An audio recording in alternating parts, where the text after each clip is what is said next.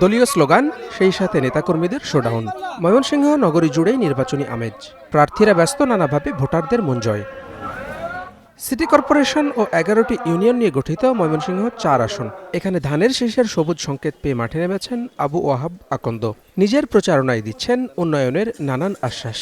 স্বাস্থ্য এবং শিক্ষা, রাস্তাঘাট, বেকার সমস্যা দূরীকরণ এবং সর্বশেষ মানুষের জানমাল নিরাপত্তার জন্য আমরা কাজ করব ইনশাআল্লাহ। জনগণের যে সাড়া পেয়েছি, ভোট প্রয়োগ, বিশেষ করে নতুন প্রজন্ম যারা ভোটার হয়েছে, কাল যাবৎ যারা ভোট দিতে পারে না, তাদের যে আগ্রহ, আমার কাছে মনে হয়েছে যে এটা আনন্দ উৎসবটা ঈদ উৎসবের চেয়েও বেশি সুন্দর হবে বলে আমরা মনে করি।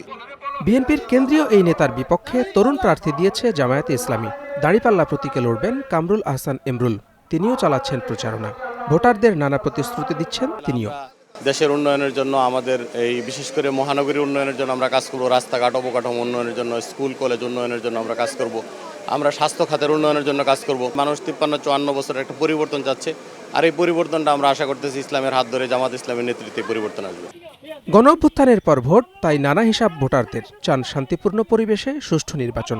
সুষ্ঠু নির্বাচনের মাধ্যমে জনগণ একটা সুষ্ঠু ভোট দিবে, যে কোনো দল পাশ করুক। আমরা ন্যায় এবং ইনসাফ একটা সমাজ কায়েম করতে চাই। আমরা সুষ্ঠুভাবে ভোট দিতে পারি, আমরা ভোট কেন্দ্রে যেতে পারি এবং নিজের যে অধিকার, ভোটের অধিকার, সেই ভোটের অধিকারটা যেন আমরা সুষ্ঠুভাবে আদায় করতে পারি।